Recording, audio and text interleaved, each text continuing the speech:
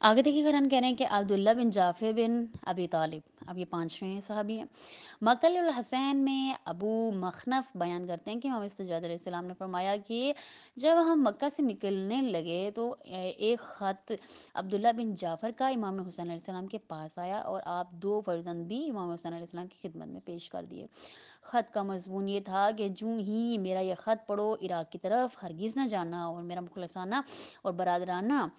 مشورہ یہ ہے کہ اس سفر میں اہل بیت کے گھرانے کے اجڑنے کے آثار دیکھ رہا ہوں، اور اگر خدا نخواستہ آپ شہید ہو گئے تو زمین پر تاریکی چھا جائے گی، کیونکہ آپ پوری کائنات کے محروموں کی امید اور پناہ گاہ ہیں۔ میں خود بھی جلدی آ رہا ہوں، آپ مکہ جانے کی جلدی نہ کریں۔ اب یہ چھٹے ہیں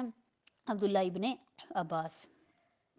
یعنی مقتل الحسین اور اب مخنف بیان کرتے ہیں کہ انہوں نے ریاض القدس سے نقل کیا ہے کہ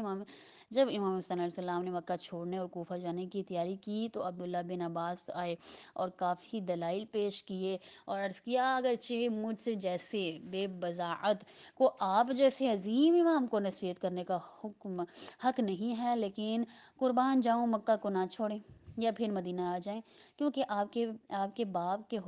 حرمین کو ترک کیا اور عراق کو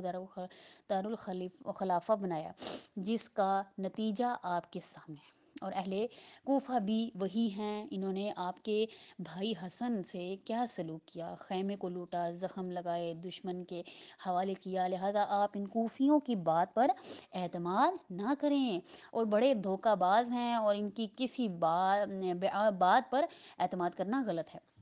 اب امام حسن علیہ السلام نے ابن عباس کو خاموش کرنے کی خاطر فرمایا، اے میرے چچا زاد مسلم بن عقیل نے مجھے خط لکھا ہے، 80,000 افراد سے بیعت لے چکے ہیں، اور دیگر اہل کوفہ کے خطوط میں بھی آئے ہیں، اور جلدی وہاں پہنچو تاکہ لوگوں کی ہدایت کروں، اور اگر ان کے پاس نہ پہنچا تو خدا کو کیا جواب دوں گا۔ ابن عباس نے عرض کیا، میں ابھی کوفہ میں یزید کے والی کے پاس تھا اور اس کی حکومت مضبوط ہے، اور وہ سب آپ کے دشمن ہیں۔ اگر کوفی آپ کو بلانے میں سچے ہیں تو پہلے اپنے حاکم کو شہر سے نکالیں اور مسلم بن عقیل کے ہاتھ میں گورنری دیں، یعنی کہ ان کو حکومت دیں، پھر آپ کا وہاں جانا مناسب لگتا ہے۔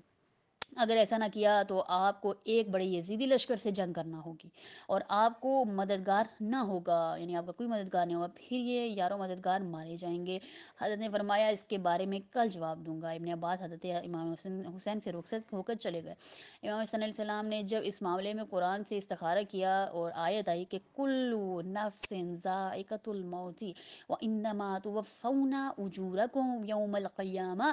میرے نانا نے جو خواب میں فرمایا کہ نیز یہ قرآنی حکم دونوں میری شہادت کی تائید کرتے ہیں، لہٰذا اس کے علاوہ کوئی چارہ کار نہیں ہے۔ جب دوسرے دن ابن عباس حضرت امام حسین علیہ السلام کی خدمت میں حاضر ہوئے، عرض کیا کہ کوفہ کی طرف سفر کے بارے میں یہ کیا فیصلہ کیا ہے؟ تو امام نے فرمایا کہ اے میرے چچا زاد، میرا عراق کی طرف سفر کرنے کا پختہ ارادہ ہے،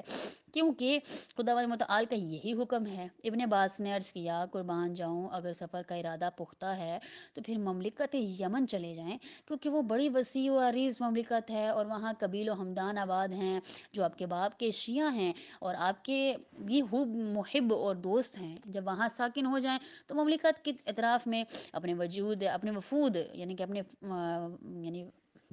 کہ اپنے آپ کو بچانے کی وفود بھیج کر اپنی بیعت کے لیے لوگوں کو دعوت دیجیے گا، وہاں سے آپ کا ایک لشکر بن جائے گا اور پھر جہاں قیام کرنا چاہیں قیام کر لیں۔ حضرت نے فرمایا، ابن عباس، مجھے آپ کی خالص محبت کا احساس ہے،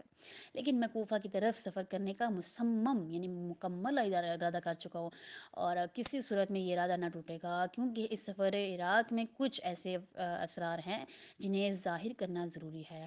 اور میں وہ سب جانتا ہوں جو اس سفر میں مجھے درپیش ہیں، کیونکہ اپنے جد بزرگوار اور بابا علی سے سن چکا ہوں۔ نانا کی اس واضح فرمان کا کیا جواب دوں گا جب انہوں نے فرمایا، اخرجوا الی العراق، یعنی اے میرے چچا زاد، ہمیں مستقبل کے حالات سب معلوم ہیں، تمام کی عمریں ہمارے سامنے ہیں، لہذا اس معاملے میں زیادہ گفتگو نہ کریں اور اس سفر سے روکنے کا اصرار نہ کریں، کیونکہ یہ معاملہ میرا ذاتی مسئلہ نہیں بلکہ الہی رضامندی اسی سفر میں ہے، نانا کہ دین کی بقا اسی میں ہے۔ حضرت عبداللہ بن عباس نے عرض کیا اگر یہی ارادہ ہے تو اس میں تبدیلی ناممکن ہے، تو خدا را عورتوں اور بچوں کو اپنے ساتھ نہ لے کے جائیں، کیونکہ آپ کے لیے پریشانی اور فرض نگرانی کا باعث بنیں گے۔ حضرت نے فرمایا ابن عباس عورتوں کو کہاں چھوڑوں گا، ان کو کس کے سپورٹ کروں گا؟ ہننا وداعی رسول اللہ و ہننا ایزن لا تفارقنی رقونی، یعنی یہ رسول صلی اللہ علیہ وسلم کی امانتیں ہیں، بہتر ہے کہ میرے ساتھ رہیں، اور یہ بھی مجھ سے جدا نہیں ہونا چاہتی۔ تو یہیں تک قرآن آپ لوگوں نے پڑھ کے آنا ہے، اور یہیں تک میں آپ لوگوں سے سنوں گی، تو انشاءاللہ کل کی کلاس میں ملاقات ہوتی ہے، تب تک کے لیے خدا حافظ۔